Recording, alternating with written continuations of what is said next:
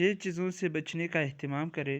میرے محترم بزرگوں اور دوستوں، ہر انسان کی یہ دلی تمنا اور آرزو ہوتی ہے کہ وہ دنیا میں محبت بھری زندگی گزارے، اور ہر انسان یہ چاہتا ہے کہ میں معاشرے کا ایک بہترین انسان بن جاؤں اور ہر آدمی مجھ سے محبت کرے، نفرت نہ کرے۔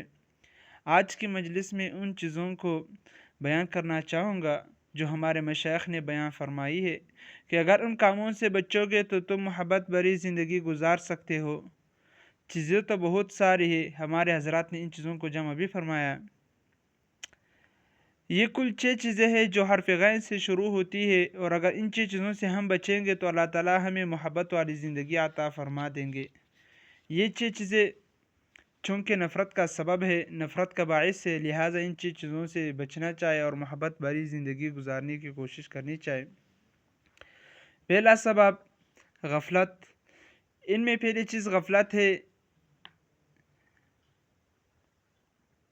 غفلت کے معنی ہے کہ کسی چیز کو نظر انداز کر دینا، اگنور کر دینا۔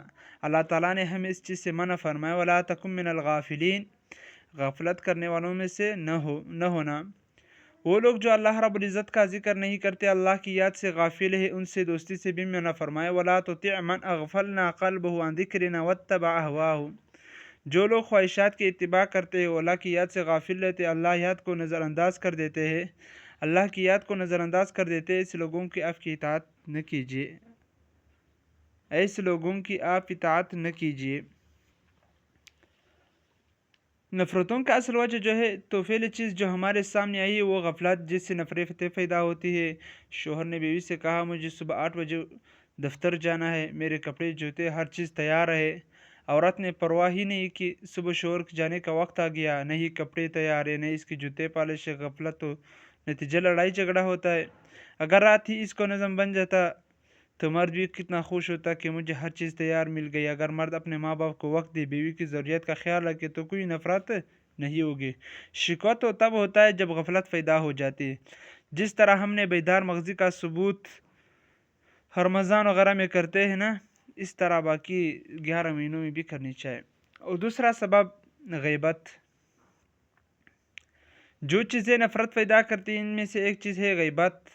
مجھے پتہ چلے کہ فلاں آدمی میرے بارے میں باتیں کرتا ہے، میرے پیچھے کبھی کیا بولتا ہے، کبھی کیا بولتا ہے، روزانہ 20 لوگ مجھے متنفر کرتا ہے، اب مجھ تک جب بات پہنچے گی تو کیا میرے دل میں اس کی محبت پیدا ہوگی؟ نہیں، بالکل نفرت پیدا ہوگی۔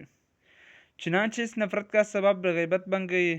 اگر وہ غیبت نہ کرتا تو نفرت نہ ہوتی۔ امام الانبیاء صلی اللہ علیہ وسلم نے غیبت کی برائی اور اس کی نحست کو بتانے کے لیے کیا انداز اپنایا؟ فرمایا الغیبۃ اشد من الزنا، غیبت زنا سے زیادہ سنگین ہے، کیونکہ زنا کو لوگ گناہ سمجھتے ہیں، غیبت کو تو گناہ ہی نہیں سمجھتے ہیں۔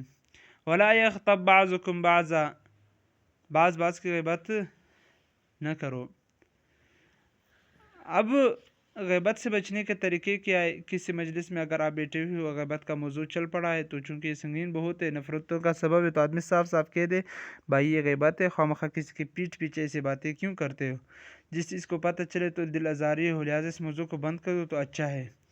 نمبر 2، اگر آپ میں اتنی جرات ہے تو آپ اس موضوع کو بند کروائے، تو پھر حکم یہ ہے کہ آپ وہاں سے اٹھ کر چلے جائیں، اس مجلس میں آپ شریک ہی نہ ہو۔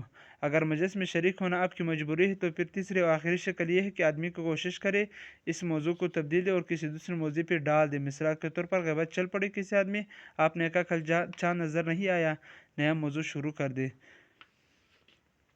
اور تیسرا سبب کینہ، بغض۔ غل کا معنی ہے کنہ، سنا، بے کنہ ہی اچھا ہے۔ امام الانبیاء علیہ السلام نے ایک صحابی کے بارے میں ارشاد فرمایا اگر کسی نے چلتا پھرتا جنتی دیکھنا ہے تو ان کو دیکھ لے۔ ایک صحابی فرماتے کہ میں ان کے ساتھ ہوں کہ دیکھو یہ کیا کرتے ہیں، 3 دنوں میں ان کے ساتھ رہا، کوئی خاص بات نظر نہیں، وہی نماز ہے جو ہم پڑھتے ہیں، وہی پڑھتے ہیں، وہی تلاوت جو ہم کرتے ہیں وہ بھی وہی کرتے ہیں۔ پوچھا بھائی تم کیا کرتے ہو؟ کہ تمہیں نبی کریم صلی اللہ علیہ وسلم نے چلتا پھرتا جنتی قرار دیا۔ کہنے لگے جو کچھ تم کرتے ہو میں بھی وہی کرتا ہوں۔ وہاں ایک بات ہے کہ میں رات کو جب سونے لگتا ہوں تو سب کو معاف کر کے سوتا ہوں، میرے دل میں کسی کا کینہ نہیں۔ اور چوتھا سبب ہے غلو۔ غلو کسی چیز کو اپنے حد سے بڑھا دینا۔ ایک چھوٹا سا واقعہ ہوا، اب اس کو اتنا ہی رکھو کہ جتنا ہوا، اس کو بڑا چڑھا کر اتنا بیان کر دیا کہ اس سے فتنہ پیدا ہو گیا، ایسا نہ کرو، بلکہ ایسے واقعات کو چھوٹا کر کے پیش کرنا چاہیے۔ اور پانچواں سبب غرور، تکبر، وَلَهُ الْكِبْرِيَاءُ فِي السَّمَاوَاتِ وَالْأَرْضِ، آسمان اور زمین میں بڑائی صرف میرے رب کی ہے، اور اس کے لائق و تکبر کے لیے اس کے لیے اچھی صفات ہے، میرے اور آپ کے لیے بری صفات ہے۔ اس میں ہر بڑائی کی چیز پائی جاتی ہے، اس کی طاقت سبحان اللہ، اس کا علم سبحان اللہ، اس کی بصارت سبحان اللہ، اس کی سماعت سبحان اللہ۔ آخری سبب جو ہے وہ غصہ ہے۔ جو لوگ ہر چھوٹی چھوٹی چیز پر چک چک کرتے رہتے ہیں، ہر وقت غصے میں بھرے رہتے ہیں، تو ان کے لیے زندگی گزارنا بڑی مشکل ہے۔ وہ نفرتیں تو پلا سکتے ہیں، لڑائیاں جھگڑے فتنے کو کھڑے کر سکتے ہیں، لیکن محبت والی زندگی ان کے حصے میں نہیں رہے گی۔ غصے پہ کنٹرول کرنا ہوگا۔ رسول اللہ صلی اللہ علیہ وسلم سے ایک صحابی نے عرض کیا کہ حضرت مجھے کوئی نصیحت فرما دے۔ آپ صلی اللہ علیہ وسلم نے ارشاد فرمایا لا تغضب